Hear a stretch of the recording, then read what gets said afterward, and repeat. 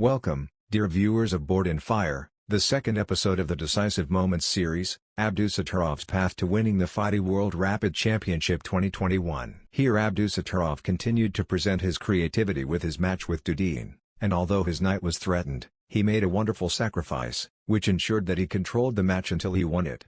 Where played here: rook captivates knight. Queen captivates rook. Knight captures e4 threatening the queen. Queen c2. Knight g3. Then he continued to invest his attack, until we reached this crucial moment. Here the white thought he had succeeded and pinned the bishop by the move rook f2. Abdusattorov played king h7, until the white picked up the bait and fell into the trap, which is what actually happened. Where white played knight g1. Abdusattorov e4 responded, allowing the white to take the poison d6 pawn. The white responded with a worst move and played a knight captured bishop. Abdusattorov is allowed to open the file to the king with pawn captures knight.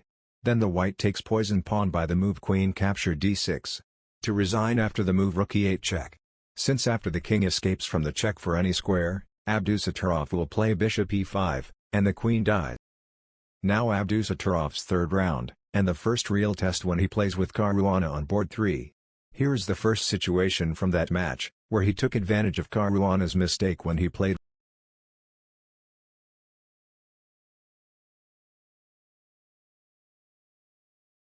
rook c6, and he grabbed pawn with a beautiful plan. After playing knight capture e4. Rook captivate rook check. Rook captures rook. Pawn captures knight. Rook captures knight. This pawn, along with the pawn that captured him in the first match, ensured that he advanced with two pawns, making it easy for him to win the match, as we will see shortly. Here is the second position, where Caruana played here, king e6, to be surprised by Abdusattorov with a beautiful move, pawn captures pawn. Of course, if king captures bishop, pawn capturing knight check. King captures pawn. Now Caruana will not be able to take advantage of the ace pawn. Unlike Abdusattorov, he will be able to easily exploit the middle pawns. So here Caruana played knight f6. Abdusattorov surprised him with the move king d3, leaving his bishop again in a sensitive time in the match. Of course, if king captures bishop, e5 double attack on the king and knight, and we get the same result. So Caruana played a4. The match continued with the following moves, until Caruana resigned, as the search engine gives an overwhelming advantage to Abdusattorov. In the fourth game of Abdusattorov, against the Russian Nepomniachtchi, also on board 3, there was nothing special. The match ended in a draw, and the situation was repeated 3 times. What is distinctive about this match is that it was the second test for the young Uzbek player. He did not come to the tournament for a walk. He faced the challenger of the world champion a few days ago, and a Canadian appeared for him, and Nepomniachtchi appeared at a great level in that tournament, and he deserved to get second place in it. Another thing is that the end of that match in a draw was the reason for the 2 tie-breaking matches at the end of the tournament, after the players settled in the points balance. In the 5th round, Abdusattorov faced the Russian veteran Grischuk on board 5. Abdusattorov presented an epic in the terrible psychological fortitude. Although Grischuk succeeded in planting a pawn in the 7th row, Abdusattorov succeeded in defending valiantly and steadfastly, and was not affected by the lights that began to shine around him. He even turned the situation in his favor by the end of the match, becoming a superior pawn, forcing Grischuk to seek a draw.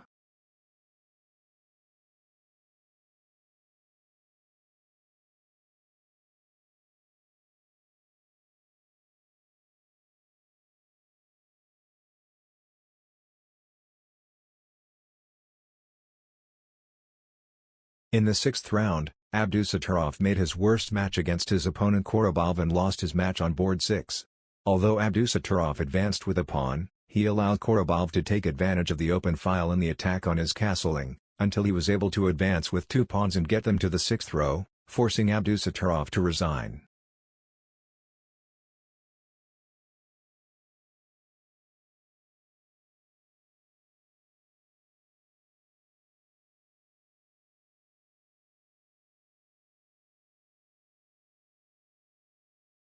In the 7th round, Abdusattorov returned to winning ways, in his match played with the highly rated player Aronian, in the match played on board 13. In this match something strange happened. Abdusattorov ambushed Aronian, the same one that Korobov designed for him in the previous match. Here Abdusattorov allowed Aronian to get a b7 pawn and play bishop d6. Queen captures pawn. Bishop captivates bishop. Queen captivate knight check. Which happened with his match with Korobov, and he lost the match because of it.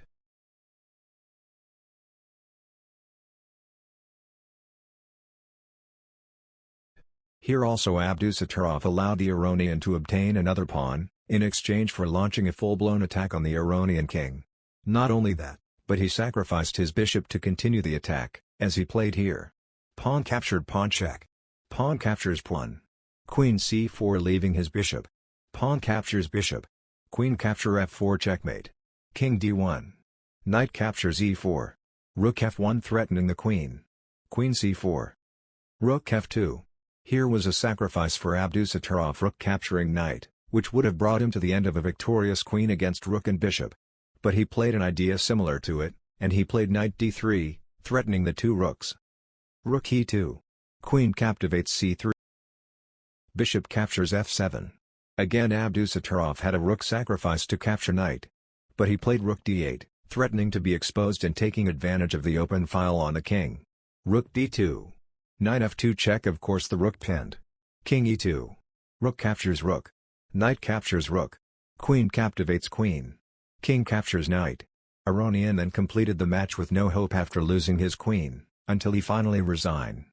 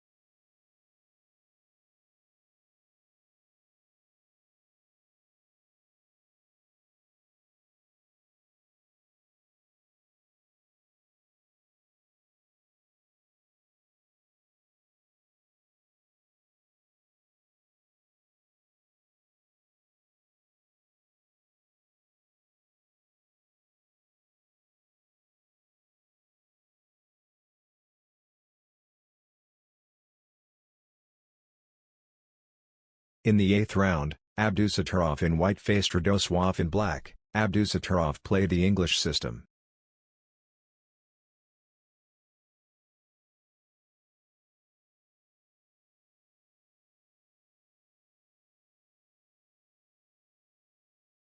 And here in this situation, perhaps for the 4th time in this tournament, Abdusattorov was not afraid to capture the b7 pawn, which is what great international masters fear because of the fear of the opponent's preparations, and he succeeded in winning 3 times and losing once.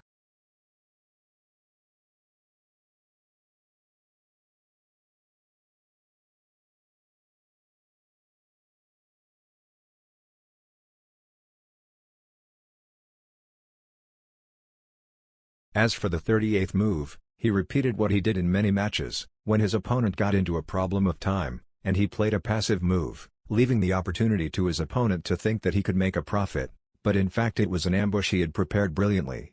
Here he played g3. Black responds rook b3, thinking that he had compensated for his delay with a pawn. But Abdusattorov has masterfully prepared a counterattack with the following moves. Knight e7 check. Of course if king h8 or king h7, rook captures f7.